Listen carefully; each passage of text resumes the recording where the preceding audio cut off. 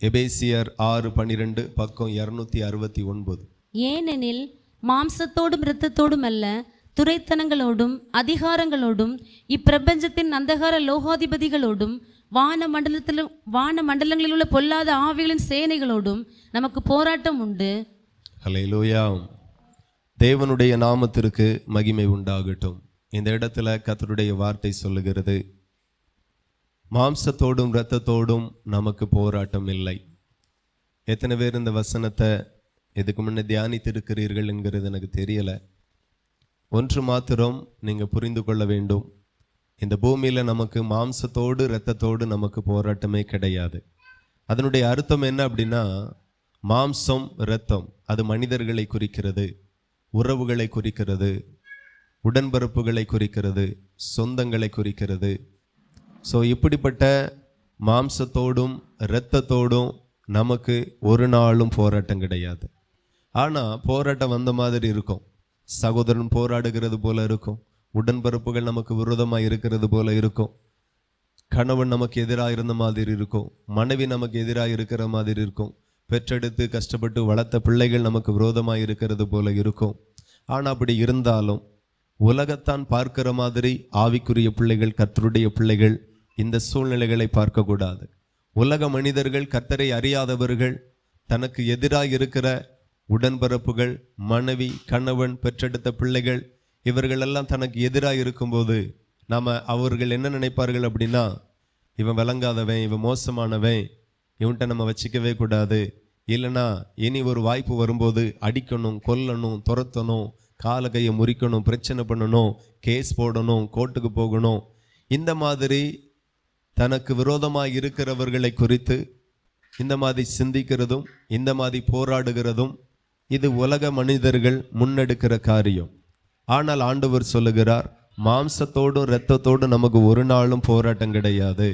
அவர்கள் நமக்கு விரோதமாய், மனைவி நமக்கு விரோதமாய் இருந்தாலும், பெற்றெடுத்த பிள்ளைகள் நமக்கு விரோதமாய் இருந்தாலும், வீட்டுக்கு வந்த மருமகனால ஒரு பிரச்சனை, மருமகளால் ஒரு பிரச்சனை, பேர பிள்ளைகளால் ஒரு பிரச்சனை இருக்கிறதை ரட்சிக்கப்பட்ட தேவ பிள்ளைகள் பார்க்கும்போது பிரச்சனை அவர்கள் அல்ல, பிரச்சனை சத்துரு என்று பார்க்கணும். ஹல்லேலூயா.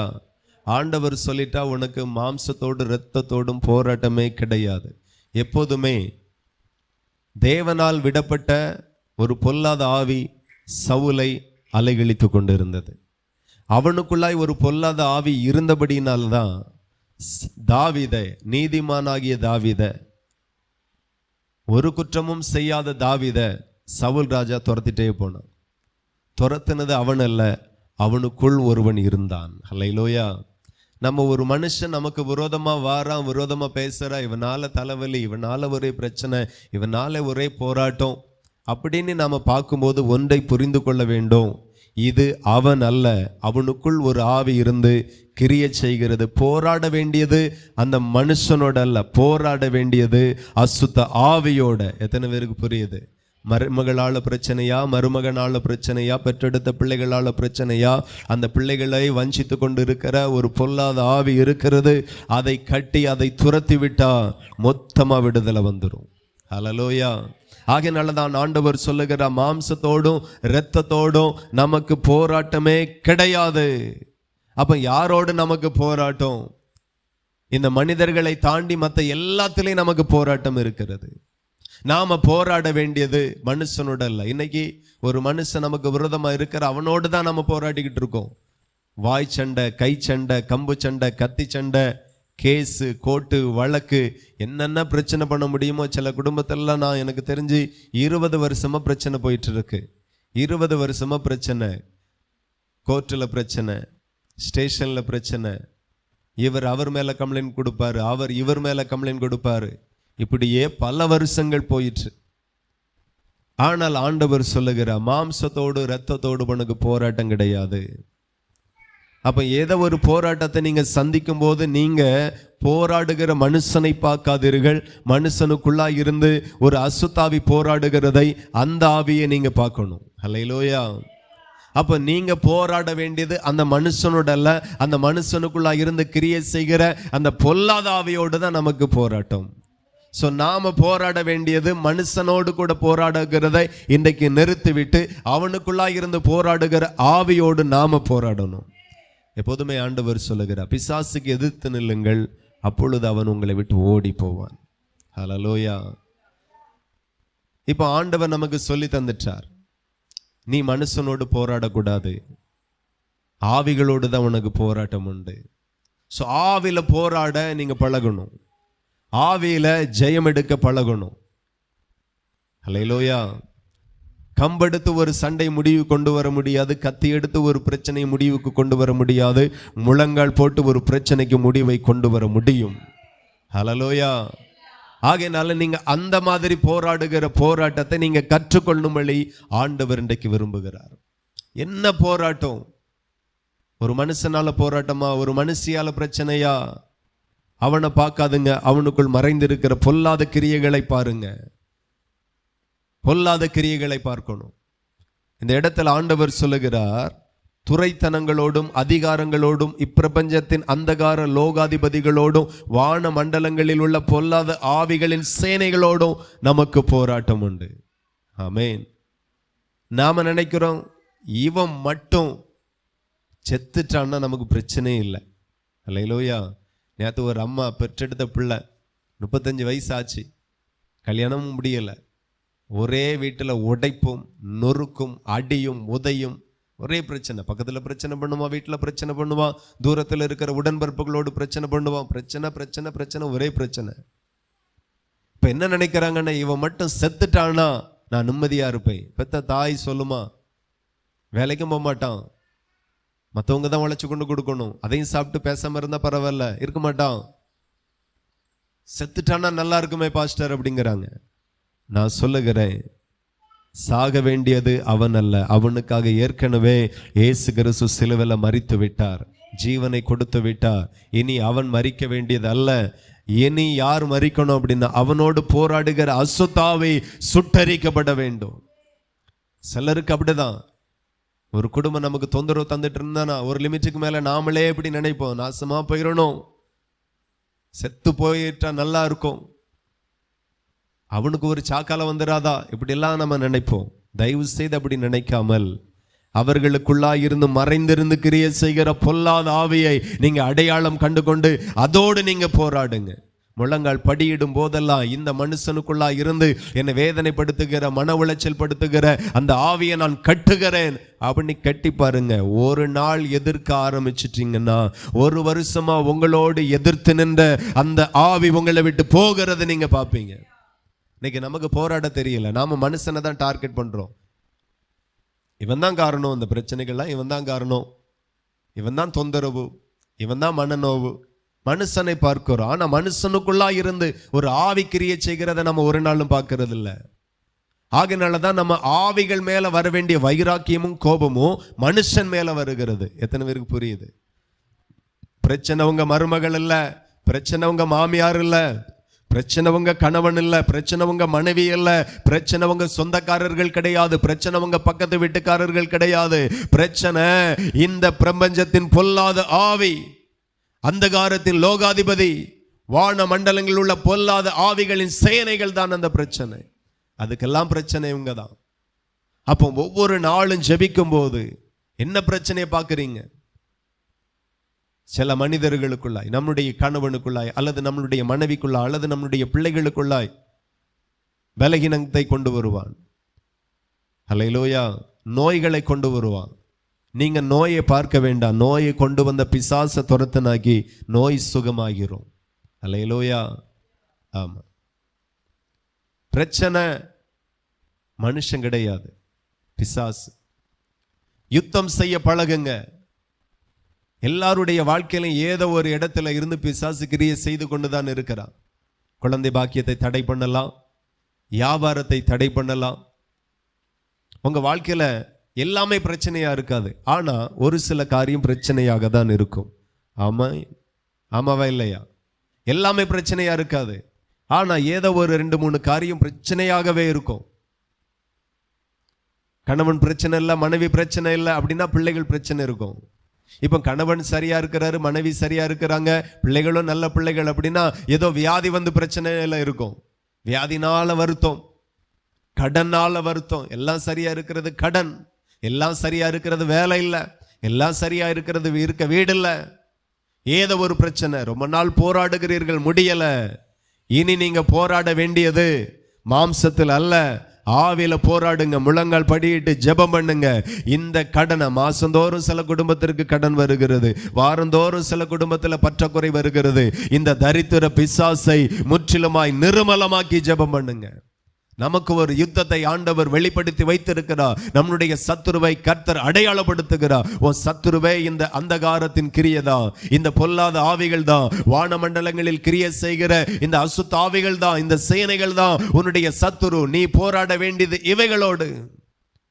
கண்டிப்பா ஒவ்வொரு நாளும் ஜெபிக்கும் போது இந்த ஆவிகளுக்கு விரோதமாய் ஜெபிக்கணும். அல்லேலூயா.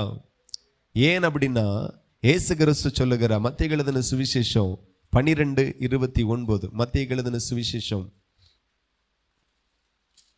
12:29. அன்றையும் பலவானை முந்தி கட்டினால் ஒழிய பலவானுடைய வீட்டுக்குள் ஒருவன் புகுந்து அவன் உடைமைகளை எப்படி கொள்ளையிடக்கூடும்? கட்டினேனாகில் அவன் வீட்டை கொள்ளையிடலாம். அல்லேலூயா. ஆண்டவருடைய வார்த்தை தேவனுடைய பிள்ளைகள் கவனித்து பாருங்க. ஆண்டவர் இயேசு கிறிஸ்துவும் இதேதான் அவருடைய ஊழியத்துல சொல்லுகிறார். பலவானை முந்தி கட்டணுமா? ஆமென். பலவானை முந்தி கட்டினால் ஒழிய அவனுடைய வீட்டிற்குள் ஒருவனும் புகுந்து அவன் உடைமைகளை எப்படி கொள்ளையிடக்கூடும்? கட்டினால் ஆகில் அவன் வீட்டை கொள்ளையிடலாம். அப்ப பலவானை முந்தி கட்ட வேண்டும், முந்தி கட்ட வேண்டும். அசுத்தாவிகளை கட்டி ஜெபிக்க வேண்டும், அசுத்தாவிகளை கட்டி ஜெபிக்க வேண்டும். நமக்கு விரோதமாய் ஒரே ஒரு சத்துரு தான். நமக்கு இருக்கிற போராட்டம் துரைத்தனங்களோடு இருக்கிறது, இந்த பிரபஞ்சத்தின் பொல்லாத ஆவிகளோடு இருக்கிறது, வானமண்டலங்களில் உள்ள ஆவிகளோடு இருக்கிறது. அப்ப நித்தமும் நாம போராடும் போது ஜெபிக்கும் போது எல்லாம் கட்ட வேண்டும். வானமண்டலங்களில் ஏன் கிரியை செய்கிறோம்? நம்முடைய ஜெபம் தேவனிடத்தில் போக விடாதபடி, அங்கே இருந்து ஜெபத்திற்கு பதில் வரவிடாதபடி பொல்லாத ஆவிகள் தடை பண்ணுகிறது. அல்லேலூயா. உடைக்கணும். சத்துரு எங்கெல்லாம் கட்டி வச்ச ஆட்களை பாருங்க, ஜெபித்தாலே கொட்டாயா வரும், ஜெபிக்க முடியாது. அந்த ஆவிகளை கட்டணும். ஜெபங்கிறது தேவனுக்கும் நமக்கும் உள்ள தொடர்பு கொள்ள வேண்டிய ஒரு பகுதி, ஒரு உறவு, ஒரு ஐக்கியம். தேவனோடு பேசுகிற ஒரு அருமையான ஒரு ஜெபம். இன்னைக்கு அதை கூட நம்மளால பண்ண முடியாத அளவுக்கு அவ்வளோ நேரம் இருப்போம், தூக்கமே வராது. செல்போன் அவ்வளோ நேரம் பயன்படுத்திட்டு இருப்போம், தூக்கம் வராது. கம்ப்யூட்டருக்கு முன்னாடி இருப்போம், தூக்கம் வராது. டிவிக்கு முன்னாடி இருப்போம், தூக்கம் வராது. 10 பேரோடு கூட சேர்ந்து பேசிட்டு இருப்போம், தூக்கம் வராது, சலிப்பு வராது, சரீரத்தில் அலுப்பு இருக்காது, சரீரத்தில் இருக்கிற வலி தெரியாது. ஆனா ஜெபோனி வந்து முழங்கால் படியிடும் போது எல்லாமே மொத்தமா வந்த மாதிரி இருக்கும். அப்போ ஒரு ஆவி போராடுகிறது. நீங்க ஜெபித்து தேவனிடத்தில் இருந்து பதிலை வாங்க விடாதபடி, இங்கிருந்து விண்ணப்பங்கள் கர்த்தருக்கு நேராய் போக விடாதபடி உங்களை எப்படியெல்லாம் வஞ்சிக்க முடியுமோ, எப்படியெல்லாம் உங்களிடத்துல போராட முடியுமோ போராடுவா. ஆகையினால பிசாசை விட்டுட்டு மத்தத்துல போராடுவீர்கள், ஆனால் போராட்டம் தோக்கும். பிசாசோடு போராடிட்டு மற்ற காரியத்துல நோக்கி நீங்க பார்ப்பீர்கள், ஆனால் உங்க காரியம் ஜெயமாயிருக்கும். பலவானை கட்டணும். உங்க குடும்பத்திற்கு விரோதமாய் இருக்கிற, போராடுகிற, செயல்படுகிற பலவானை நீங்க கட்டணும், கட்டியே ஆகணும். கர்த்தர் அதுதான் கற்றுத் தருகிறார். சில இச்சையின் ஆவிகளை கொண்டு வருவான், கட்டணும். பாவத்தை கொண்டு வருவான், தூண்டுவான், கட்டணும். விட்டுட்டே இருக்க கூடாது. ஒரு கேன்சர் நோய் வளரும் போது, அந்த செல்கள் வளரும் போது ஆரம்பத்தில் லைட்டா தான் இருக்கும், ரொம்ப தெரியாது. எப்பமாச்சு ஒருக்க வாந்தி வரும். அதுக்கு பிறகு அந்த வாந்தி மாசத்துல ஒரு நாள் வந்த மாதிரி வரும். அதுக்கு பிறகு மாசத்துல 2 நாள் வரும். அதுக்கு பிறகு கொஞ்ச நாள் கழிச்சு வாரத்துல ஒரு நாள் வரும். அதுக்கு பிறகு சாப்பிடச்சல் எல்லாம் வரும். அப்போ ஆரம்பத்துல கண்டுபிடிச்சு அதுக்கு செய்ய வேண்டியதை செஞ்சு விட்டுட்டோம்னா மறுபடியும் தலை தூக்காது. எத்தனை பேருக்கு புரியுது? பிசாசு ஆரம்பத்துல கிரியை செய்வான். சில இச்சைகளை, சில பாவங்களை, சில எரிச்சல்களை, சில பொல்லாத குணங்களை கொண்டு வரும்போதே நாம எச்சரிக்கை அடைந்து இது நமக்கு தேவையில்லாத விஷயம், இது நமக்கு தேவையில்லாத காரியம், ஏன் இப்படி வருகிறது, ஏன் இந்த சிந்தனை இப்படி வருகிறது, ஏன் என் பார்வையில் இப்படி இச்சை வருகிறது, இயேசுவின் நாமத்தில் இவைகளை கொண்டு வருகிற பொல்லாத ஆவியை கட்டுகிறேன். இன்னைக்கு குடிக்கிற குடிகாரர்கள், மதுபானத்தை பயன்படுத்துகிறவர்கள், விபச்சாரத்தில் ஈடுபடுகிறவர்கள், வேடி சிகரெட் குடிக்கிறவர்கள், போயிலை பயன்படுத்துகிறவர்கள், வெத்தலைப்பாக்கு பயன்படுத்துகிறவர்கள் இன்றைக்கும் சொல்லுகிற காரியம் ஒன்றுதான், நாங்க விடணும்னு நினைக்கிறோம், எங்களால விட முடியல. அல்லேலூயா. விட முடியாது. பலவானை கட்டினால் ஒழிய அவன் உங்களை கட்டிட்டே தான் இருப்பான், நித்தமும் கட்டுவான். உங்களுக்குள்ள தோணுதா பரிசுத்த குறைச்சல் இருக்கு, ஜெப குறைச்சல் இருக்கு, விசுவாச குறைச்சல் இருக்கு, சோர்ந்து போகிற, அடிக்கடி பின்வாங்கி போகிற, அடிக்கடி ஜெபிக்க முடியாம ஒரு போராட்டம் இருக்கு. அப்போ இவைகளை கொண்டு வருகிற பிசாசை நீங்க கட்டணும், அப்பொழுது அவன் கட்டப்படுவான். அல்லேலூயா. இன்னைக்கு எத்தனையோ அமைப்புகள், எத்தனையோ மனிதர்கள் சபைகளுக்கு விரோதமாக இன்றைக்கு போராடுகிறதும், சபையை அடைக்க வேண்டும், மூட வேண்டும், நடத்த விடக்கூடாது, கட்ட விடக்கூடாது என்று எத்தனையோ மனிதர்கள் போராடுகிறார்கள். ஆனா நாம அவர்களுடைய வழிபாடுகளுக்கு விரோதமாக எழும்பினா எல்லாம் செயலற்று போகும் என்று அவனுக்கு தெரியாது. நாம் அதை செய்கிறது கிடையாது. ஆனா செய்வோமே ஆனால், ஹல்லேலூயா, நாம போட்டு நீ சொல்ல வேண்டாம், பாகெல்லாம் தன்னால பூட்ட ஆரம்பிச்சிடும். ஆனா கர்த்தர் நம்ம அதுக்காக தான் வச்சிருக்கிறார். பொல்லாத ஆவிகளின் சேனைகளோடு நமக்கு போராட்டம் உண்டு. ஒரு இடத்துல பாகால் தலை தூக்குறானா விசுவாசிகள் ஜெபிக்கணும். அல்லேலூயா. ஆமா, தேவனுடைய பிள்ளைகள் முழங்கால் போடும்போது பாகாலின் ஆவிகள் இறங்காது. ஆமா, அவனால செயல்பட முடியாது. அதிகாரம் பெற்றவர்கள் அமைதியாயிருக்கிறார்கள், அங்கேதான் பிரச்சனை. அதிகாரம் உடையவர்கள், கற்று கொண்டவர்கள், வேதத்தை வாசிக்கிறவர்கள், செய்தியை கேட்கிறவர்கள் இன்னைக்கு உட்கார்ந்து ரசிச்சு கொண்டு இருக்கிறோம். பாகாலின் விழாக்களை நாம ரசிக்கிறோம், பாகாலின் விழாக்களை கண்டுக்கிறதே இல்லை. நாம எதிர்த்தால் அவன் ஓடிதான் ஆகணும், நாம போராடினால் அவன் தோத்துதான் ஆகணும், நாம யுத்தம் செய்த அவன் கோட்டை தகர்ந்துதான் ஆகணும். அது எவ்வளவு பெரிய எரிகோவா இருக்கட்டும், எவ்வளவு பெரிய எரிகோவா இருக்கட்டும், எவ்வளவு பெரிய பாபேல் கோபுரமா இருக்கட்டும், தகர்ந்துதான் ஆகணும். எத்தனை பேருக்கு புரியுது? இன்னைக்கு விசுவாசிகள் அதை குறித்து யோசிக்கிறதே இல்லை.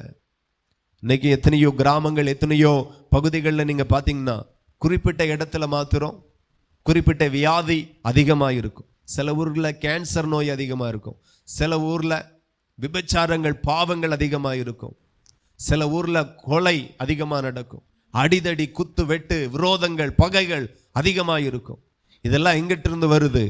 அசுத்தாவி கொடுக்கிறான், பின்னால இருந்து கிரியை செய்கிறான், ஒருவரை ஒருவருக்கு விரோதமாய் எழுப்பி விடுகிறான். கட்ட வேண்டியவர்கள் அமைதியா இருக்கிறபடியினால அவன் ஊர் ஊரா, கிராமம் கிராமமாய், வீடு வீடா, மனுஷனுக்குள்ளாக அவனுடைய கிரியைகள் தலைவிரித்து ஆடிக்கொண்டிருக்கிறது. யுத்தம் பண்ணணும். ஹல்லேலூயா. ஆண்டவர் இன்னைக்கு என்ன சொல்லி கொடுக்கிறார்னா, பலவானுக்கு விரோதமாய் உன்னுடைய யுத்தம் தொடரட்டும், பொல்லாத ஆவிகளுக்கு விரோதமாய் உன் யுத்தம் தொடரட்டும். எத்தனை பேர் யுத்தம் பண்ணுவீங்க? யுத்தம் என்றால் ஜெபம். யுத்தம் பண்ணினா உங்களுக்கு வெற்றி கிடைக்கும், யுத்தம் பண்ணினால் கனம் வரும், யுத்தம் பண்ணினால் மேன்மை வரும், யுத்தம் பண்ணினால் சிங்காசனம் கிடைக்கும், யுத்தம் பண்ணினால் நீங்க தலையாய் இருப்பீர்கள், நீங்க வாளாய் இருக்க மாட்டீர்கள். யுத்தம் பண்ணுகிறவனுக்கு இருக்கிற மேன்மையை நாம பார்க்க போகிறோம். யுத்தம் பண்ணிதான் ஆகணும். ஹல்லேலூயா. தாவீது எப்போ ஆசீர்வதிக்கப்பட்டானா? ஆடு மேய்க்கிறது வரைக்கும் ஆசீர்வதிக்கப்படல. ஹல்லேலூயா. நான் சொல்லுகிறேன், ஜெபித்தால் மாத்திரம் ஆசீர்வாதம் வராது. நான் ஜெபிச்சுட்டே இருக்கேன் பாஸ்டர். யுத்தம் பண்ணணும். ஹல்லேலூயா. ஆமா, யுத்தம் பண்ணணும், போராடணும். உன் ஜெயம் எப்போ வரும்? கனம் எப்போ வரும்? மேன்மை எப்போ வரும்? யுத்தம் பண்ணினாதான் வரும். ஆடு மேய்ச்சிட்டு இருந்தா வராது, வீட்டில் இருந்தா வராது. புறப்பட்டு போய் யுத்தம் பண்ணணும். தாவீதுக்கு மேன்மை எப்போ வந்தது? அவன் பேர் எப்பொழுது பெருமைப்பட்டது? யுத்தம் பண்ணுகிறவனாய் மாறினான். உடன் பிறந்த சகோதரர்கள் எல்லாரும் இராணுவத்துல தான் இருந்தார்கள், சவுல் ராஜாவினுடைய படையில தான் இருந்தார்கள். ஆனா தாவீது மாத்திரம் எங்க இருந்தான்? அபிஷேகம் பெற்றவன் ஆடுகளுக்கு பின்னாடி இருந்தான். அபிஷேகம் பெற்றவன், அழைக்கப்பட்டவன் ஆடுகளை மேய்ச்சிட்டு இருந்தான். ஆடுகளை மேய்க்கிறது வரைக்கும் குடும்பத்திற்கு கூட தகப்பன் வீட்டுக்கு கூட மறக்கப்பட்ட ஒரு நிலையில இருந்தார். ஆனா எப்போ ஆடு மேய்க்கிறதுல இருந்து யுத்த களத்திற்கு வந்தானோ அன்றைக்கு அவன் பேரு பெருமைப்பட்டது. ஹல்லேலூயா. என்றைக்கு கோலியாத்தை வீழ்த்தினானோ அன்றைக்கு அவனுடைய பேர் தேசம் முழுவதும் அறியப்பட்டதாய் மாறிச்சு. நீங்க யுத்தம் பண்ணாவிட்டால் உங்க பேர் ஒரு நாளும் பெருமைப்படாது. எத்தனை பேர் விரும்புறீங்க என் பிள்ளையினுடைய பேர் பெருமைப்படணும், என் கணவனாருடைய பேர் பெருமைப்படணும்? எத்தனையோ மனிதர்களுடைய பேர் இந்த பூமியில அன்றும் இன்றும் என்றென்றுமாய் பெருமைப்பட்டு கொண்டிருக்கிறது. ஆளு செத்து 100 வருஷமானாலும் இன்னைக்கும் அவருடைய புகழ் மறையல, பேர் மறையல. அல்லேலூயா. நான் சொல்லுகிறேன், தேவனால் உங்களுடைய பெயர்கள் பெருமைப்படுத்தப்படும். உன் பெயரை பெருமைப்படுத்துவேன், நீ ஆசீர்வாதமாய் இருப்பாய் என்று கர்த்தர் சொல்லி இருக்கிறார். நான் சொல்லுகிறேன், யுத்தம் பண்ணினா ஜெயம் உண்டு. யுத்தம் பண்ணினா சுதந்தரிப்பீர்கள். யுத்தம் பண்ணினால் சிம்மாசனத்தில் உட்காருவீர்கள். யுத்தம் பண்ணி யுத்தத்தில் நீங்க ஜெயித்தா 100 பேருக்கு அதிபதிகளாய் மாறுவீர்கள். யுத்தத்தில் ஜெயித்தால் 1000 பேருக்கு அதிபதிகளாய் மாறுவீர்கள். யுத்தம் பண்ணி ஜெயித்தால் பிரதான ஆமென் தலைவனாய் நீங்க மாறுவீர்கள். பிரதான சேனாதிபதிகளாய் நீங்க மாறுவீர்கள். யுத்தம் பண்ணாதது வரையிலும் உங்களால மாறவே முடியாது. யுத்தம் பண்ணு என்று ஆண்டவர் சொல்லுகிறார். எத்தனை பேருக்கு புரியுது? யுத்தம்னா ஜெபம். இன்னைக்கு நாம யுத்தம் பண்ணி இந்த காலத்துல ஒண்ணும் பண்ண முடியாது. ஆனா ஜெபம் பண்ணி தேசத்தையே மாற்றலாம், ஜெபம் பண்ணி குடும்பத்தை மாற்றலாம், ஜெபம் பண்ணி மனிதர்களை மாற்றலாம், ஜெபம் பண்ணி சூழ்நிலைகளை மாற்றலாம், ஜெபம் பண்ணி விக்கிரகத்தின் கிரியைகளை அழிக்கலாம், ஜெபம் பண்ணி மாந்திரிக கட்டுகளை உடைக்கலாம், ஜெபம் பண்ணி வியாதியின் கட்டுகளை உடைக்கலாம். ஜெபத்தில் அவ்வளவு வல்லமை இருக்கிறது. ஹல்லேலூயா. போராடு, ஜெபம் பண்ணு, ஆமென், உபவாசி, ஒரு யுத்தம் பண்ணு, யுத்தம் பண்ணு. யுத்தம் பண்ணுகிறவர்களை கர்த்தர் எழுப்ப விரும்புகிறார். ஹல்லேலூயா. என் பிள்ளைக்கு அடிக்கடி பலகீனம் வருகிறது, உங்களுக்கு அடிக்கடி பலகீனம் வருகிறது. என் கணவன் மனைவிக்குள்ளாய் ஒரு அன்பு இல்லை, ஒருத்தன் போராடி கொண்டிருக்கிறான். அவனை கட்டுனா மொத்தமும் கட்டப்படும். இன்னைக்கு வியாதி பிசாசின் கிரியைகளினால வருகிறது, சமாதான குறைச்சல் பிசாசின் கிரியைகளினால வருகிறது, தரித்திரம் பிசாசின் கிரியைகளினால வருகிறது. அவன் வஞ்சித்து கொண்டிருக்கிறான். இன்னைக்கு நீங்க ஜெபிக்கும் போதெல்லாம் எங்க போராடுகிறான் அதை நீங்க கவனிக்கணும். அதுக்கு விரோதமா, அந்த காரியத்துக்கு விரோதமா ஜெபிக்கணும். அப்போ இப்பொழுது நீங்க பார்க்கிற அந்த கடினமான மனைவி அன்பான மனைவியாக மாறுவாள். கர்த்தர் மாற்றுவார். இப்பொழுது பார்க்கிற பயங்கரமான குணமுடைய கணவனார நீங்க அன்பானவராய் நீங்க மாறி இருக்கிறதை நீங்க பார்ப்பீங்க. எத்தனை பேர் விசுவாசிக்கிறீங்க? நான் பலவானை முந்தி கட்டினால் இதெல்லாம் நடக்கும், இப்படியெல்லாம் நடக்கும். நம்புறீங்களா? நல்ல விசுவாசத்தோடு முழங்கள் படிக்கிட்டு எல்லாருக்காக ஜெபிக்கணும். ஜெபம் அதிகமா பண்ணாட்டா ஜெயிக்க முடியாது. ஆகையினாலதான் முன்னோர்கள் சொல்றாங்க, ஜெபமே ஜெயம், ஜெபந்தான் ஜெயம். ஜெபம் பண்ணுங்க. ஜெபம் அவ்வளோ முக்கியமானது. இன்னைக்கு நிறைய பேருக்கு ஜெபம் சாதாரணமா எண்ணப்படுகிறது. ஜெபம் என்கிறது வான மண்டலங்களில் பொல்லாத ஆவிகளோடு கூட போராடுகிற ஒரு யுத்த மாதிரி. ஜெபிக்கணும், ஆவில நிரம்பி ஜெபிக்கணும், அனலா ஜெபிக்கணும், சோர்ந்து போய் ஜெபிக்க கூடாது, கொட்டாய் விட்டு ஜெபிக்க கூடாது, தூக்கத்தோடு அற தூக்கத்தோடு ஜெபிக்க கூடாது. நல்ல வாய்களை திறந்து போராடி ஜெபிக்கணும். அந்த ஜெபம் ஒரு சாத்தானுக்கு சவாலாக இருக்கும். அந்த ஜெபம் சாத்தானால நிற்க முடியாது. அவன் எங்க கிரியை செய்கிறான் அந்த இடத்தை சொல்லி, அந்த காரியத்தை சொல்லி, அந்த நபரை சொல்லி, அந்த ஊரை சொல்லி, அந்த மாவட்டத்தை சொல்லி, அந்த மாநிலத்தை சொல்லி ஜெபித்து பாருங்க. அவன் ஓடிதான் ஆகணும். நாம போராடுனா அவன் நிற்க முடியாது. நாம போராடினா அவன் ஓடிதான் ஆகணும். அல்லேலூயா.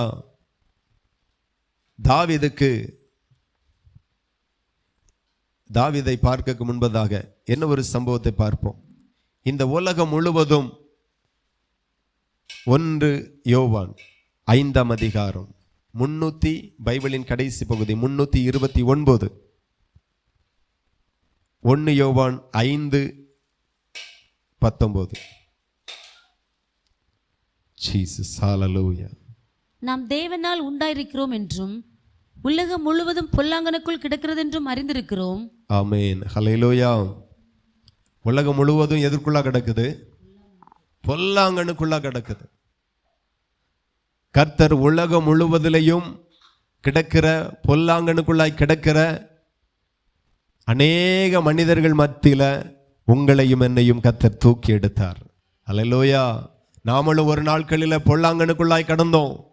பொல்லாங்கன் கொண்டு வந்த வியாதிக்குள்ளாய், பொல்லாங்கனுடைய மாந்திரிக கட்டுகளுக்குள்ளாய், பொல்லாங்கனுடைய பாவ கட்டுகளுக்குள்ளாக தான் நாமளும் கடந்தோம். தரித்திர கட்டுகளுக்குள்ளாய் நாமளும் கடந்தோம்.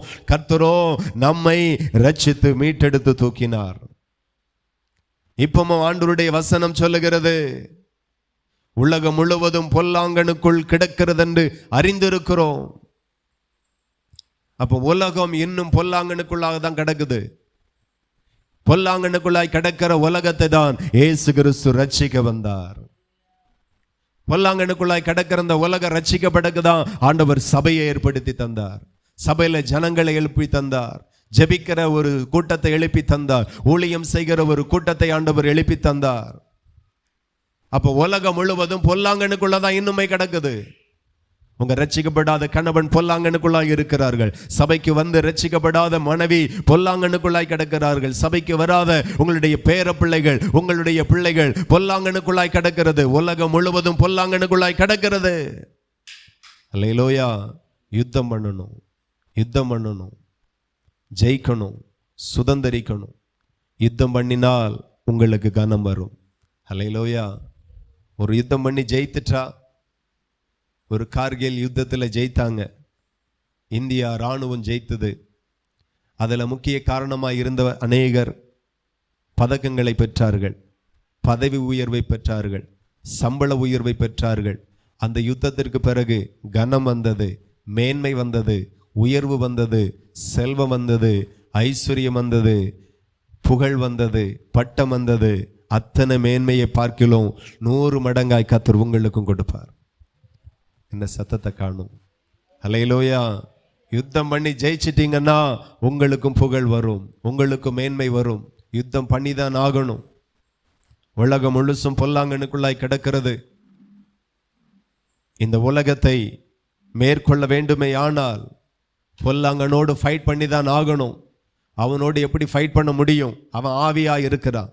காற்றை அடிக்க முடியுமா என்ன? காற்றை நோக பண்ண முடியுமா என்ன? காற்று போல இருக்கிற அவன் ஆவியா இருக்கிறான். அவனோடு எப்படி போராட முடியும்? அல்லேலூயா. அவன் ஆவியா இருக்கிறான். அந்த ஆவியோடு போராடணும் அப்படின்னா, அந்த ஆவியை துரத்தணும்னா முதல்ல நீங்க ஆவியில இருக்கணும். அல்லேலூயா. நீங்க ஆவியில அனலா இருக்கணும். ஆவில நிரம்பி ஜெபிக்கணும், ஆவில நிரம்பி ஆராதிக்கணும், ஆவில நிரம்பி துதிக்கணும். ஆவில இருக்க வேண்டியது அவசியம். நான் சொல்லுகிறேன், நீங்க யுத்தம் பண்ணணும். நீங்க யுத்தம் பண்ணுவீர்களானால் உங்களுக்கு கனம் வரும். தாவீது யுத்தம் பண்ணினான். ஹல்லேலூயா. கோலியாத்தை ஜெயித்தான். எத்தனையோ யுத்தத்தை ஜெயித்தான். 2 சாமுவேல் 8:1 எடுத்து வாசிப்போம். 2 சாமுவேல்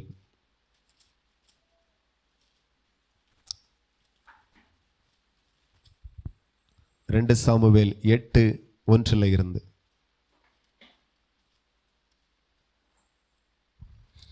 இதற்கு பின்பு தாவீது பெலிஸ்தரை முறியடித்து அவர்களை கீழ்ப்படுத்தி மெத்தேக் ஆமாவை பிடித்து கொண்டான். அல்லேலூயா. இந்த மெத்தேக் ஆமாவை தாவீது பிடித்து கொண்டான். எப்படி பிடித்து கொண்டான்? யுத்தம் செய்து பிடித்து கொண்டான். எத்தனை பேருக்கு புரியுது? ஒரு காரியத்தை சுதந்திரிக்கணுமா, யுத்தம் பண்ணிதான் ஆகணும். நான் சொல்லுகிறேன், ஒரு திருமணம் எடுக்கணுமா, யுத்தம் பண்ணுங்க, முழங்கால் யுத்தம் பண்ணுங்க. எத்தனையோ திருமணம் பெண் பார்க்கிறதோடு நின்று போகுது. வீட்டுக்கு வருவாங்க, ஒருத்தருக்கு ஒருத்தர் பிடிச்சிரும், அதுக்கு போவாங்க, அதுக்கு பிறகு பதிலே இருக்காது. அல்லேலூயா. எத்தனையோ திருமணம் என்கேஜ்மெண்ட் முடிஞ்சிரும், அதுக்கு பிறகு நின்றோம். எத்தனையோ குடும்பம் அப்படி நம்ம பார்க்கிறோம். ஒரு காரியம் நம்ம செய்கிறோமா, முழங்காலில் செய்யணும். அல்லேலூயா. ஒரு திருமண காரியம் தடையாக இருக்கிறது, போராடி ஜெபம் பண்ணுங்க. வாலிப பிள்ளைகள் ரொம்ப கவனமாக இருக்கணும். ஏற்ற துணையை பரலோகத்தின் தேவன் எனக்கு கொடுக்கணும், அதற்காக இப்பொழுதே ஜெபிக்கணும். அல்லேலூயா. ஆமாம், நான் வழியில் எவ்வளையோ ஒருத்தி பார்க்கக்கூடாது, எவனையோ ஒருத்தனை பார்க்கக்கூடாது. தேவ நடத்துதலோடு தேவ சுத்தத்தோடு எனக்கு ஏற்ற துணை வரணும். எத்தனை பேருக்கு புரியுது? இன்னைக்கு நிறைய பேர் வேலை செய்கிற இடத்துல ஒருத்தனை பார்க்குறாங்க, ஃபேஸ்புக்கில் பார்க்குறாங்க, இன்ஸ்டாகிராமில் பார்க்குறாங்க. அங்கங்கெல்லாம் பார்க்குறவங்க நமக்கு தேவையில்லை. தேவ ஆவியானவர் நம்மளை இணைக்கணும். தேவ ஆவியானவர் ஏற்ற துணையை கொண்டு வந்து நடத்துதலோடு தரணும். ஒரு போராடணும். திருமணம் ஆசீர்வாதமாக நடக்கணுமா, யுத்தம் பண்ணணும். வீடு ஆசீர்வாதமாக கட்டணுமா, யுத்தம் பண்ணணும். ஜெபத்தோடு செய்வீர்களானால் உங்கள் வீடு காரியம் ஆசீர்வாதமாய் கட்டப்படும். உங்கள் திருமண காரியம் ஆசீர்வாதமாய் நடக்கும். யுத்தம் இல்லாமல் எதை செய்தாலும் அதில் மேன்மையும் இருக்காது, ஆசீர்வாதமும் இருக்காது. ஏனென்றால் உலகம் முழுவதும் பொல்லாங்கனுக்குள்ளாய் கிடக்கிறதா. வான மண்டலங்களில் இருக்கிற பொல்லாத ஆவிகளோடு நமக்கு போராட்டம் உண்டு. இப்பிரபஞ்சத்தின் பொல்லாத ஆவிகள், அந்தகாரத்தின் லோகாதிபதிகள், எவ்வளோ ஆவிகள் இந்த பூமியில போராடுகிறது. அத்தனையோடு நமக்கு ஒரு போராட்டம் உண்டு.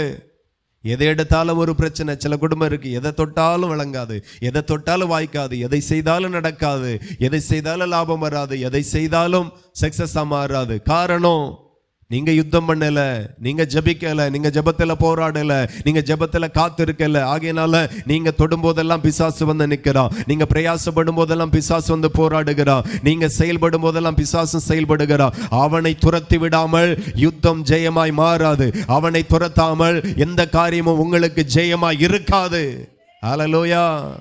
ஆமா, கணவனை வெளிநாட்டுக்கு அனுப்புகிறீர்களா, மனைவி ஜெபம் பண்ணுங்க. பிள்ளைகளை வெளியூர்ல படிக்க அனுப்புறீங்களா, ஜெபம் பண்ணுங்க.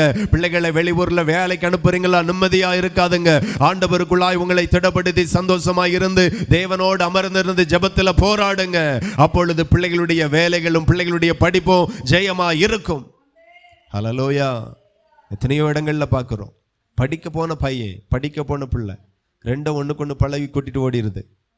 ரெண்டுக்கும் வயசு காணாது. எவ்வளோ கேவலம், எவ்வளோ அசிங்கம், எவ்வளோ சங்கடம். உருவாக வேண்டிய பிள்ளைகள் இன்ஜினியராக உருவாக வேண்டியவர்கள், கலெக்டராக உருவாக வேண்டியவர்கள், டாக்டராக உருவாக வேண்டியவர்கள், எத்தனையோ பணிகளுக்கு உருவாக வேண்டியவர்கள், அவர்களுடைய வாழ்க்கையை உருகுலைக்கிறான். ஹல்லேலூயா. ஒரு மேன்மை இந்த பூமியிலிருந்து நீங்க எடுத்துக்க முடியாது. போராடணும். யுத்தம் செய்தா மேன்மை உண்டு. நான் சொல்லுகிறேன், களத்தில் யுத்தம் செய்கிறவர்களுக்கு வெற்றியும் உண்டு, தோல்வியும் உண்டு. ஆனா ஜெபத்தில் யுத்தம் செய்கிறவர்களுக்கு தோல்வியே கிடையாது, ஜெயம் மட்டும்தான். ஆகையினால சோர்ந்து போகாமல் ஜெபம் பண்ணுங்க. அந்த ஜெபம் யுத்த மாதிரி இருப்பதாக ஜெபம் பண்ணுங்க. ஜெபம் பண்ணுங்க, ஜெபத்தில் போராடுங்க. மாம்சத்தோடு இரத்தத்தோடு நமக்கு போராட்டமே கிடையாது. பொல்லாத ஆவிகளோடு நமக்கு போராட்டம் உண்டு. உலகம் முழுவதும் பொல்லாங்கனுக்குள்ளாய் கிடக்கிறது என்கிறதை மறவாதிருங்கள். நாம போராடணும். ஹல்லேலூயா. நீங்க போராடுங்க. நம்ம போராடணும், சும்மா இருக்கக்கூடாது. நம்ம போராடணும், அமைதலா இருக்கக்கூடாது. ஹல்லேலூயா. நிறைய பேருக்கு ஜெபமே வரமாட்டேங்க, அப்போ பிரச்சனை தான் வரும். நிறைய பேருக்கு ஜெபமே வரமாட்டேங்க, அப்போ போராட்டம் தான் வரும். நிறைய பேருக்கு ஜெபமே வரமாட்டேங்க, அப்போ சத்துரு தான் வருவான். தூங்கவும் விட மாட்டான், தூக்கத்திலையும் வருவான், நெஜத்திலையும் வருவான். உன்னுடைய சரீரத்துல போராடுவான், குடும்பத்துல போராடுவான், வருமானத்துல போராடுவான். எல்லாவற்றிலையும் அவனுடைய போராட்டத்தை நீங்க பார்ப்பீங்க. ஜெபிக்க பிரயாசப்படுங்க. ஜெபம் வரலையா, ஸ்தோத்திரம் பண்ணுங்க, துதிச்சுட்டே இருங்க. துதிகளின் மத்தியில கர்த்தர் வாசம் பண்ணுவாராம்.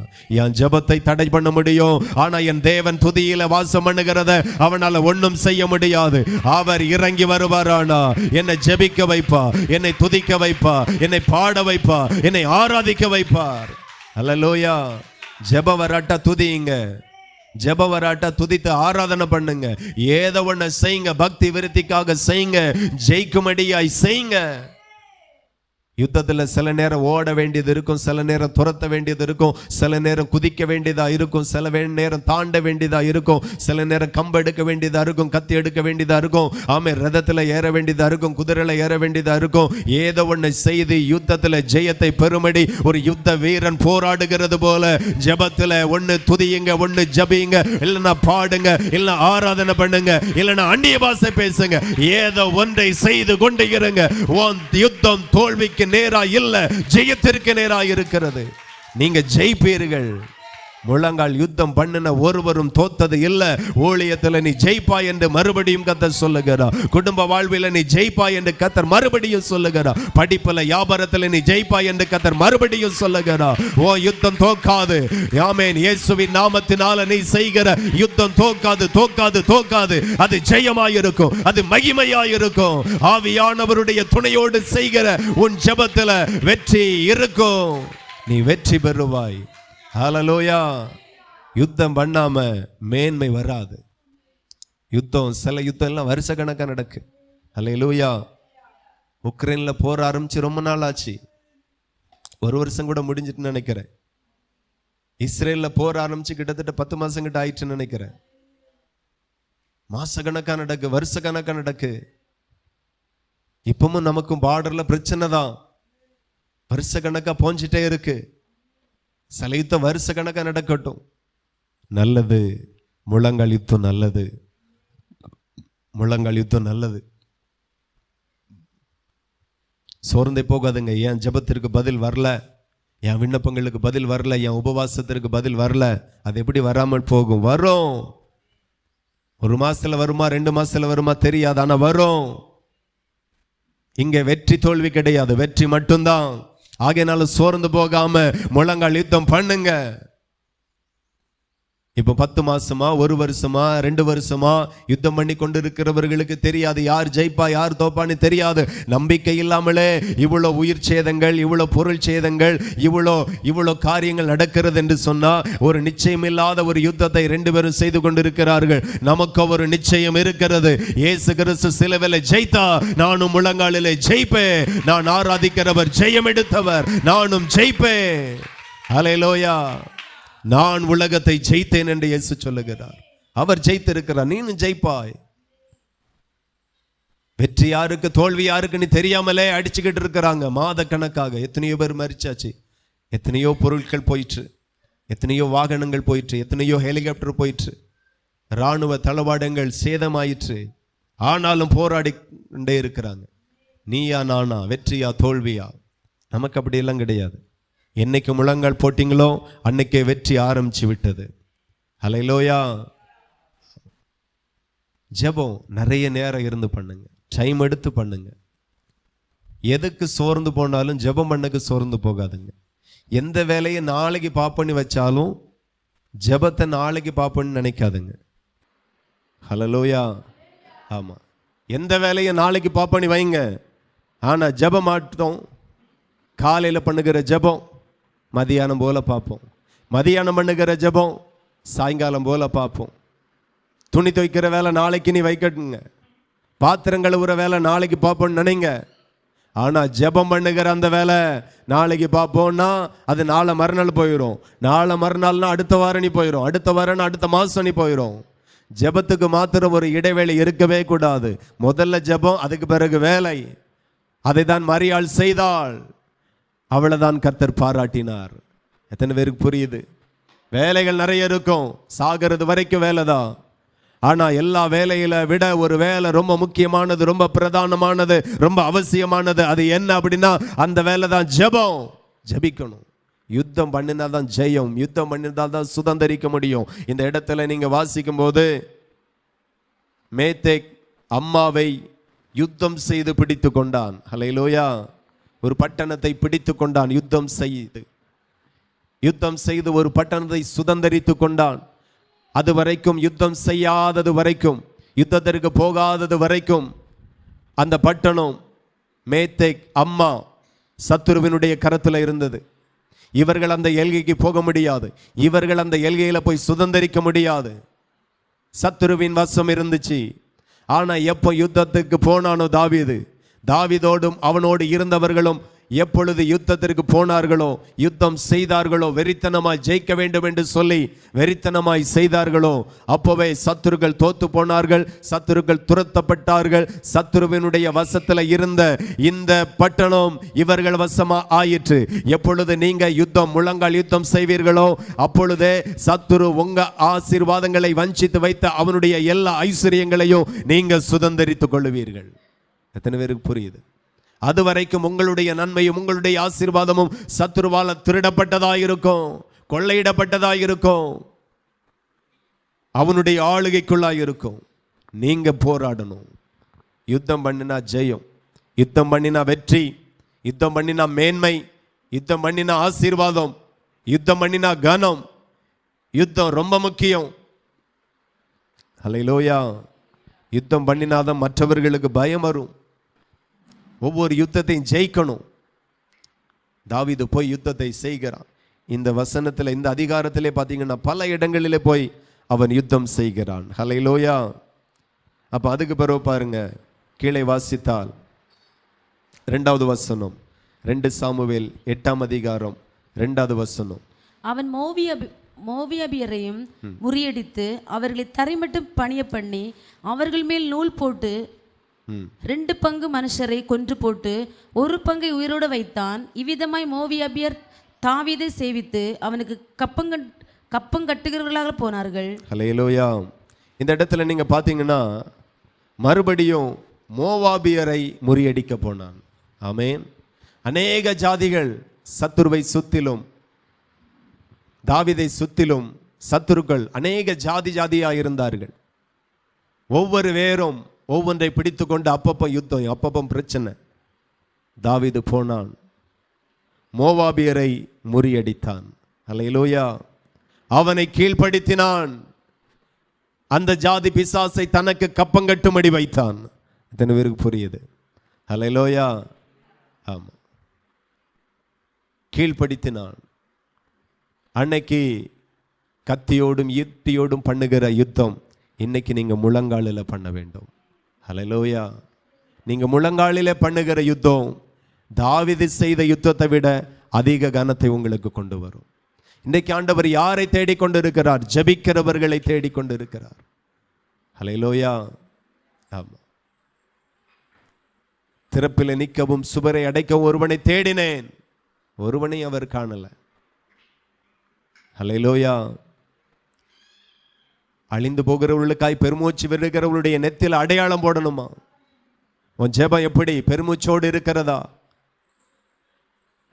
என் தலை தண்ணீரும் கண்கள் கண்ணீருமா இருந்தா நல்லா இருக்குமே, நான் இன்னும் அழுது அழுது தேசத்திற்காக ஜெபிப்பேனே.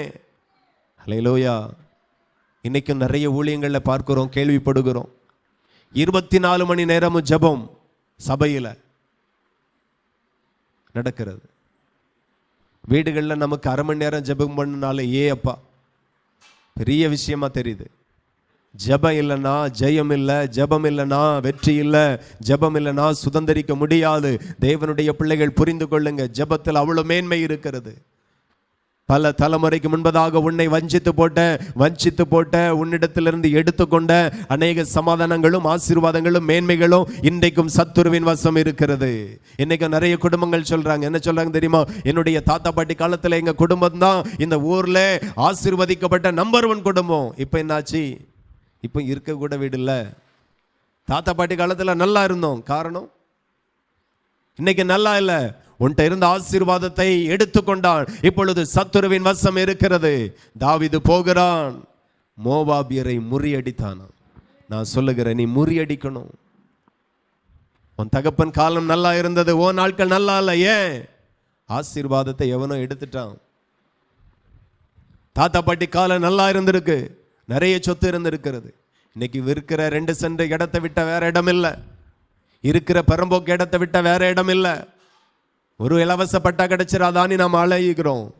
ஆனா 2-3 தலைமுறைக்கு முன்பதாக நீ யார்?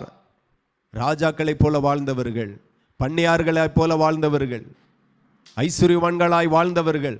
தோட்டம் இருந்தது, துறவு இருந்தது, வேலையாட்களும் இருந்தார்கள்.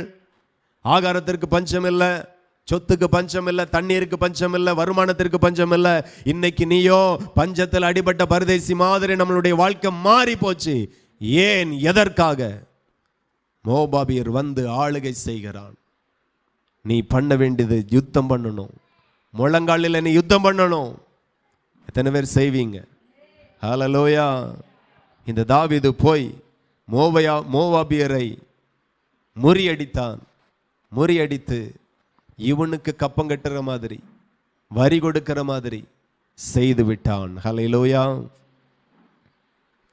சத்துரு உனக்கு முன்பதாக பணிவான், சத்துரு ஜபிக்கிற முழங்கால் யுத்தம் செய்கிற உங்களுக்கு முன்பதாக அவன் துரத்தப்படுவான்.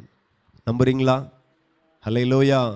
ஜெபம் ரொம்ப பண்ணணும், கொஞ்சமாக பண்ணக்கூடாது. ஜெபம் அதிகமாக பண்ணணும், கொஞ்சமாக பண்ணக்கூடாது. நிறைய பேருக்கு ஜெபம் வரமாட்டேங்க. ஜெபத்தில் தோத்துட்டீங்கன்னா எல்லாத்துலேயும் நீங்கள் தோத்துருவீங்க. ஜெபம் தோல்வியாக இருந்தால் ஊழியம் தோல்வி, ஜெபம் தோல்வியாக இருந்தால் குடும்ப வாழ்க்கை தோல்வி, ஜெபம் தோல்வியாக இருந்தால் வியாபாரம் தோல்வி, படிப்பு தோல்வி. நல்லா படிச்சிருக்கேன் பாஸ்டர், என்னத்துக்கு? நல்ல மார்க் இருக்கு, நல்லா படிச்சிருக்கேன், வேலை மட்டும் கிடைக்கல, என்ன பிரயோஜனம்? எனக்கு தெரிஞ்சு இன்னும் வரைக்கும் ஒரு ஆளுக்கு வேலை கிடைக்கல. வயசு 45-50 ஆச்சு. இனி கிடைச்சா என்ன, கிடைக்காம போன என்ன? நிறைய பேர் அப்படிதான். உனக்கு வேலை கிடைக்க கூடாது என்று சொல்லி ஒருத்தன் போராடி கொண்டு இருக்கிறான். நீ ஒவ்வொரு இடமா ஏறி இறங்குற. நீ போகும்போது உன்னை பார்க்கிற அந்த எஜமானுடைய கண்களில் உனக்கு தயவில்லாமல் பண்ணுகிற உன்னை அவன் பார்க்கும்போது நீ ஏதோ சரியில்லாத ஆள் மாதிரியும், நீ திருடன் மாதிரியும், நீ பொல்லாதவன் மாதிரியும், உன் கண்களுக்கு அவன் முன்பதாக இரக்கமே இல்லை, அவன் கண்களுக்கு முன்பதாக உனக்கு தயவில்லை. சத்துரு பஞ்சிக்கிறான், போற இடமெல்லாம் கிரியை செய்கிறான், வாசல்கள் அடைக்கப்பட்டு போகுது. ஏன்? யுத்தம் இல்லை, ஒரே படிப்பு, ஒரே வேலை, பொங்கணும், துவைக்கணும், தூக்கணும், பெருக்கணும், கூட்டணும், இருங்க அப்படியே. ஜெபம் மட்டும் இல்லை. எவ்வளோ முடியும் உங்களால் ஜெபிக்க? எவ்வளோ ஜெபிக்க முடியுமோ அவ்வளோ ஜெபிங்க. அந்த அளவு கூட குறைவாக தான் இருக்கிறது. ஹல்லேலூயா. ஊழியத்தில் யாரால பிரகாசிக்க முடிந்தது? 6 மணி நேரம், 7 மணி நேரம், 8 மணி நேரம் ஜெபித்தவர்கள், முழங்காலில் நின்று போராடினவர்கள். அவர்களுடைய ஊழிய எல்கை ஒரு கிராமத்தை சுற்றி அல்ல, ஒரு மாவட்டத்தை சுற்றி அல்ல, ஒரு மாநிலத்தை சுற்றி அல்ல, உலகத்தின் அநேக பகுதிகளுக்கு கர்த்தர் கொண்டு போனார். ஹல்லேலூயா. அதே தான் விசுவாசிகளுக்கும். உங்க வியாபாரம் விரிவடையலை. நிறைய பேர் வியாபாரத்தை தொடங்கி எத்தனையோ பிரான்ச் போயாச்சு. உங்களுக்கு இருக்கிற வியாபாரத்தையும் விடுற மாதிரி ஆயிற்று, இருக்கிற அந்த ஒரே கடையை பூட்டுற மாதிரி ஆயிற்று, ஒரே கம்பெனியை பூட்டுற மாதிரி ஆயிற்று. காரணம், யுத்தம் பண்ணல. சில ஆளுக்கு எல்லாம் சுகமா அழகாக போயிட்டு இருக்கும்போது என்ன அப்படிங்கிற மாதிரி ஆயிருது. ஹல்லேலூயா.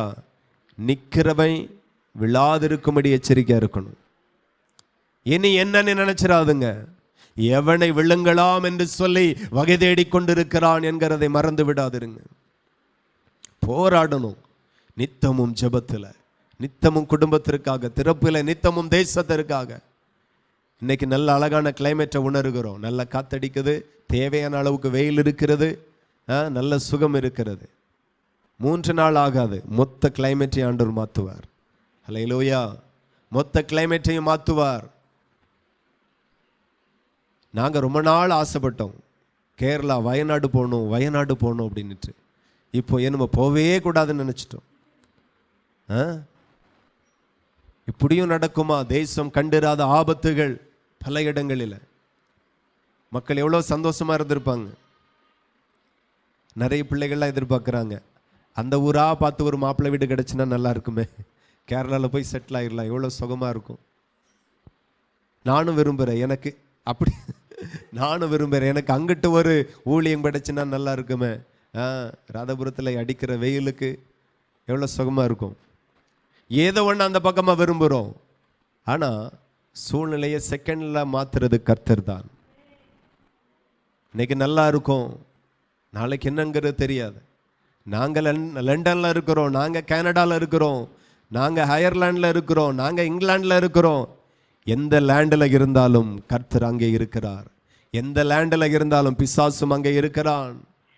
ஹல்லேலூயா. நீ எங்கே இருந்து வருகிறா? உலகம் முழுவதும் சுற்றி திரிந்து உலாவி வருகிற. அவன் போகாத இடம் இல்லை, அவன் இல்லாத இடம் இல்லை, அவன் செயல்படாத இடம் இல்லை. எல்லா இடத்திலையும் பிசாசின் ஆவிகள் எவனை விழுங்கலாம் என்று வகை தேடி சுற்றி கொண்டு இருக்கிறது. ஒரு நிமிஷத்துல சூழ்நிலையே மாறிடும். முழங்கால் யுத்தம் பண்ணு. அவங்கெல்லாம் ஜெபிக்கல, நல்லா தானே இருக்கிறாங்க அப்படின்னு நீங்க தயவு செய்து நினைச்சிடாதுங்க. 10 வருஷமா நல்லா இருக்கலாம், 11வது வருஷம் அவனுக்கு என்ன நடக்கும், என்ன ஸ்டார்ட் ஆகும், என்ன தொடங்க போகுதுன்னு யாருக்கும் தெரியாது. ஹல்லேலூயா. 2024 இப்படி இருக்குமா என்று யாரும் நினைச்சது கிடையாது. அவ்வளோ ஆபத்துகள், அவ்வளோ ரயின் விபத்துகள், அவ்வளோ நிலச்சரிவுகள், அவ்வளோ தண்ணீர்னால் அவ்வளோ சேதங்கள் எவ்வளவோ வந்துச்சு. எத்தனையோ யுத்தங்கள்.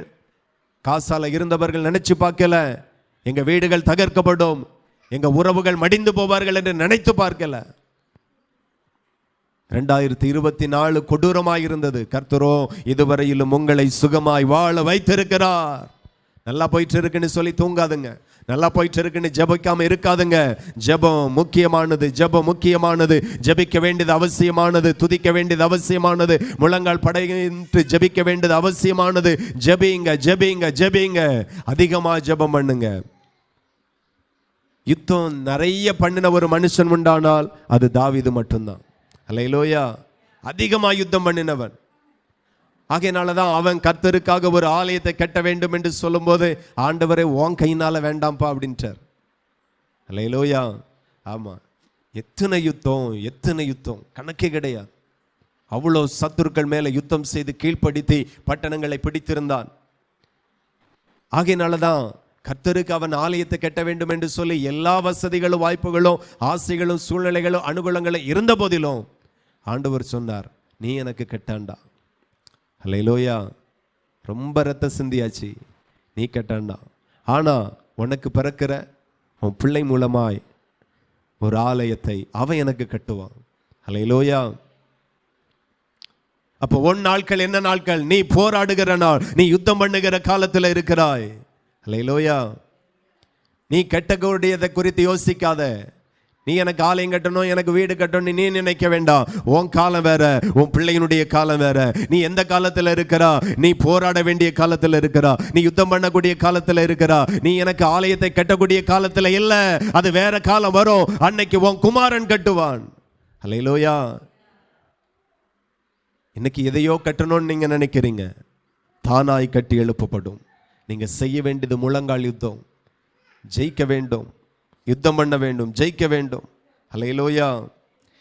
இப்படியே அந்த வசனம் எல்லாம் நீங்க பாத்தீங்கன்னா ஒவ்வொரு இடங்கள்லையும் போய் யுத்தம் பண்ணுகிறான், பிடிக்கிறான். அல்லேலூயா. கொள்ளையடிக்கிறான், சத்துருக்களை தனக்கு கப்பம் கட்டுகிறவர்களாய் மாற்றுகிறான். இதெல்லாம் நடக்குது. அப்போ 6வது வசனம் வாசிக்கும் போது, தமஸ்கு அடுத்த சீரியாவிலே தானியங்களை வைத்தான். சீரியர் தாவீதை சேவித்து அவனுக்கு கப்பம் கட்டினார்கள். தாவீது போன இடத்திலெல்லாம் கர்த்தர் அவனை காப்பாற்றினார். ஹல்லேலூயா. அவன் யுத்தம் பண்ண போன இடத்திலெல்லாம் கர்த்தர் அவனை காப்பாற்றினார். ஒரு வில்லும் அவனை சேதப்படுத்தாதபடி, ஒரு வாளும் அவனை சேதப்படுத்தாதபடி, ஒரு வீரனும் அவனை சேதப்படுத்தாதபடி கர்த்தரே அவனை காப்பாற்றினார். நான் சொல்லுகிற முழங்கால் படியிட்டு ஜெபிக்கிற உன்னை கர்த்தரே காப்பாற்றுவார். ஜெபிக்கிற உன்னை கர்த்தர் காப்பாற்றுவார். முழங்கால் யுத்தம் செய்கிற உன்னை கர்த்தர் காப்பாற்றுவார். எத்தனை பேர் ஜெபம் பண்ணுவீங்க? அதிகமா ஜெபிக்கிறவர்கள் தான் தேவை. கொஞ்சமா பேருக்கு 10 நிமிஷம் தூங்கி இந்த மாதிரி ஜெபம் இல்லை. அந்த ஜெபத்துல ஒரு மேன்மையும் நீங்க பார்க்க போறதில்லை. ஹல்லேலூயா. வாலிப பிள்ளைகள் ஜெபிக்கிறதை கர்த்தர் விரும்புகிறார். வாலிப பிள்ளைகளுக்கு விரோதமாக தான் இப்போ நிறைய யுத்தம் நடக்குது. நிறைய பிரச்சனையை சத்துரு கொண்டு வருகிறதெல்லாம் வாலிப பிள்ளைகளுக்குள்ளாக. போத மருந்தெடு, போத பழக்கத்துக்கு அடிமையாக்கி, சிகரெட் குடிச்சான், 1 மாசம் நல்லா இருந்துச்சு, அதை விட அதிக போதை தேவைப்பட்டது.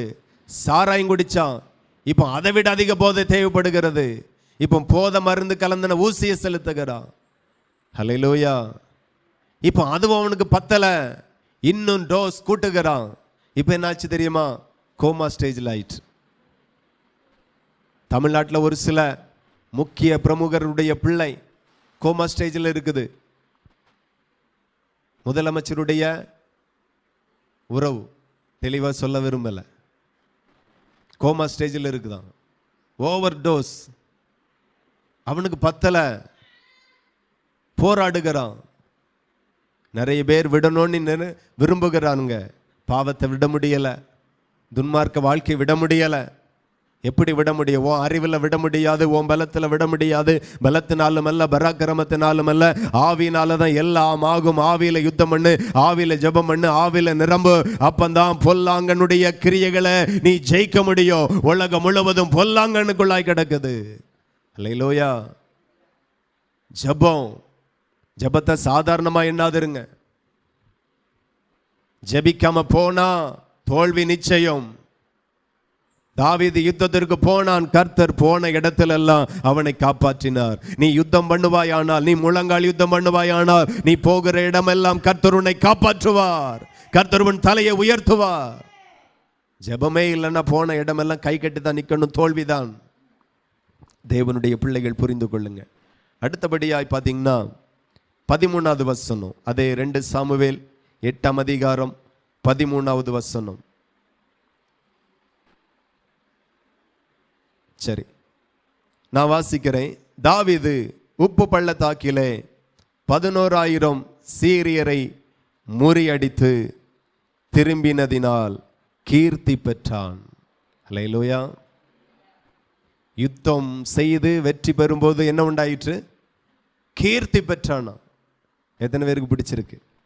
கீர்த்தி, புகழ், மேன்மை, ஆசீர்வாதம், எல்லா மேன்மை எப்பந்தான் தாவீதுக்கு கிடைச்சி அப்படின்னா, நான் சொல்லுகிறேன், கோலியாத்தை மாத்திரம் தாவீது சந்திக்கலைன்னா, கோலியாத்தோட யுத்தத்திற்கு போகலைன்னா அவன் பேர் புகழ் பெற்றிருக்காது.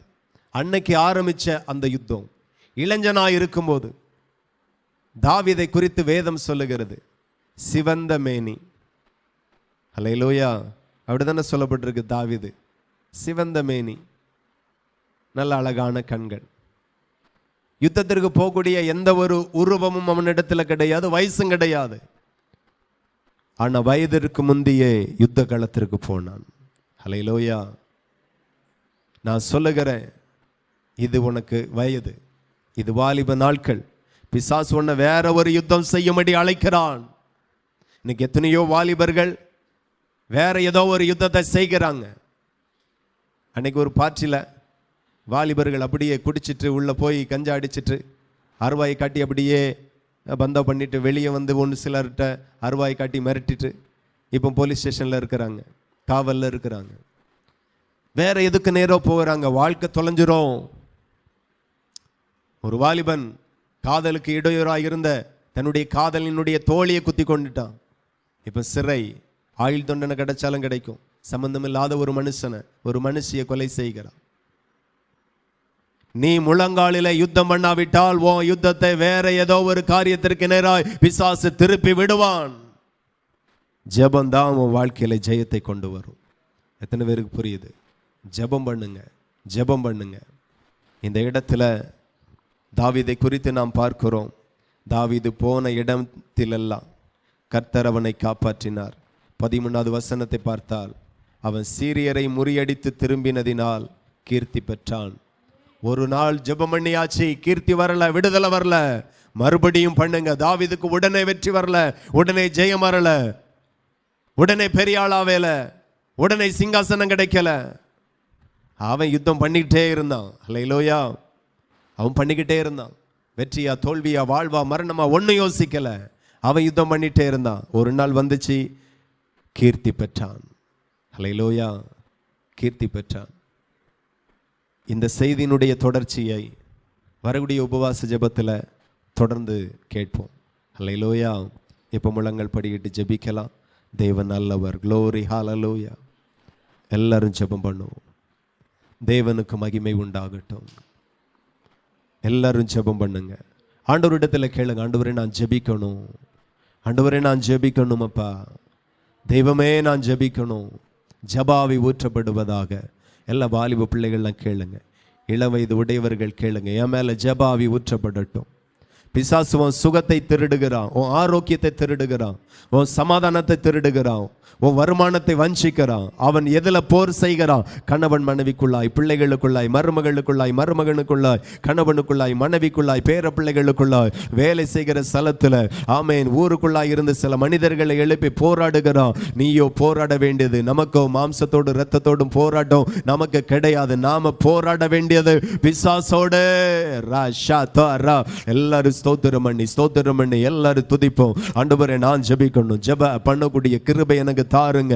காலையில ஜெபிக்கணும், அதிகாலையில ஜெபிக்கணும், மதியானம் ஜெபிக்கணும், சாயங்காலம் ஜெபிக்கணும், இரவு ஜெபிக்கணும். எப்பெல்லாம் நேரம் கிடைக்கிறதோ நான் ஜெபிக்கணும். போராடுகிற சத்துருவோடு கூட யுத்தம் பண்ணணும். முழங்காலில நின்று நான் போராடணும், முழங்காலில நின்று நான் யுத்தம் பண்ணணும், முழங்காலில நின்று போராடுகிற சத்துருவை நான் மேற்கொள்ளணும். எல்லாரும் கரங்களை தட்டி நல்ல ஆவில நிரம்பி ஆண்டவரே அந்த கிருபையை தாருங்கன்னு கேளுங்க.